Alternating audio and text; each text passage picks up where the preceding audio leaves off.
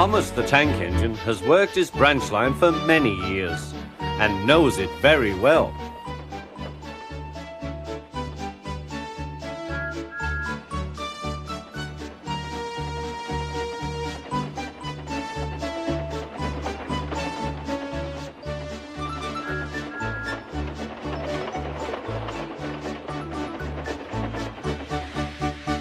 You know just where to stop, Thomas, laughed his driver.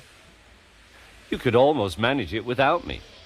Thomas had become conceited. He didn't realize his driver was joking. Later, he boasted to the others. Driver says I don't need him now. Don't be so daft, snorted Percy. I'd never go without my driver, said Toby earnestly. I'd be frightened. Huh, boasted Thomas. I'm not scared. You'd never dare. I would then. You'll see. The next morning, the firelighter came. Thomas drowsed comfortably as the warmth spread through his boiler. Percy and Toby were still asleep. Thomas suddenly remembered. Silly stick in the mud, he chuckled. I'll show them. Driver said I could manage without him. I'll just go out. Then I'll stop and wheesh! That'll make them jump. Thomas thought he was being clever. Really, he was only moving because a careless cleaner had meddled with his controls. He soon found his mistake. He tried to wheesh, but he couldn't. He tried to stop, but he couldn't. He just kept rolling along. He didn't dare look at what was coming next. There was the station master's house. The station master was about to have breakfast.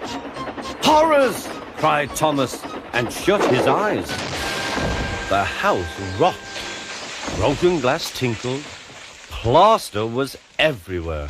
Thomas had collected a bush on his travels. He peered into the room through its leaves. He couldn't speak. The station master was furious. His wife picked up her plate. You miserable engine, she scolded. Just look what you've done to our breakfast. Now I shall have to cook some more. She banged the door. More plaster fell. This time it fell on Thomas.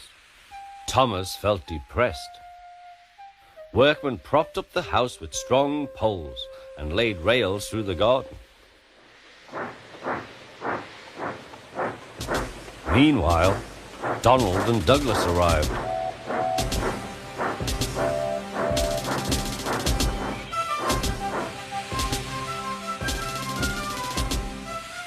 Dinna fash yourself, Thomas. We'll soon have you back on the rails, they laughed.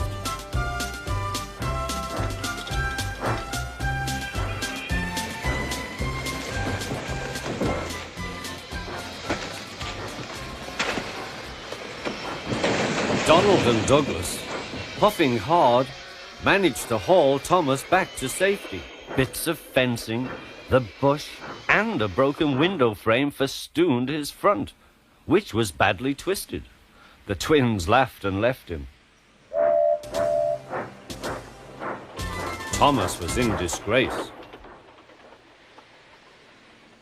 There was worse to come. You are a very naughty engine. I know, sir. I'm sorry, sir. Thomas's voice was muffled behind his bush. You must go to the works and have your front mended. It will be a long job. Yes, sir. Meanwhile, a diesel rail car will do your work. The diesel, sir? Thomas spluttered. Yes, Thomas.